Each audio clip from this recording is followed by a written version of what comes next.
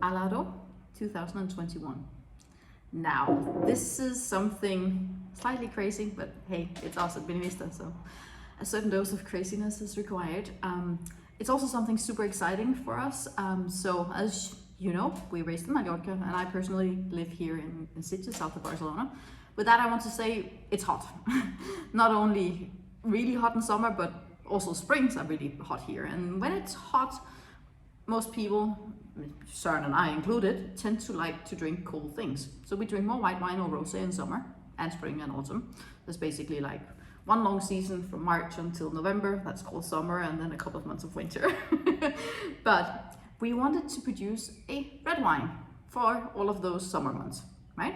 So how do one do that? Because a red wine usually ages much longer, it's much heavier, and it needs higher temperature than a white wine to express all its beauty. But we wanted a red wine for the summer that you could serve cold, almost at the same temperature as the whites. So what did we do? Now, it was very clear when we tasted through the red wines in the beginning, before the pre-blending, everything, before even deciding, or on the point where we started deciding which red wines to put on barrel and which to leave on stainless steel, that to make this wine that we had in our minds, that ended up being this, it had to be based on Grenache. So the proportion of Grenache we didn't use for our rosé, we left on steel tank. A little bit went into oak, but that will be put into a red wine that you'll get in the autumn. This here is on steel. So we left it there for some couple of months and we were like, this is amazing, but how do we get it a little bit more complex, a little bit rounder, a little bit, it was very Grenache fruit and nothing else.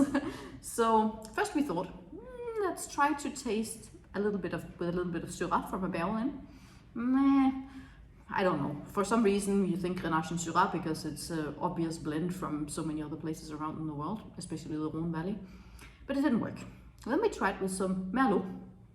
Not an obvious blend, but it worked.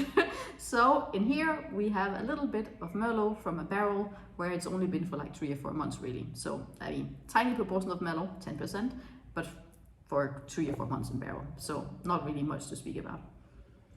And it smells exactly like we wanted it to. This is just an explosion of red fruit, red berries, happiness, fresh, really, really energetic red wine. But don't expect barrel, don't expect a lot of vanilla. This is really just based on the fruit. That said, there is a little bit of spice behind, but that comes from the grape itself. Wow, this is like, whenever you smell it, it's just like, oh, I want to drink a whole glass.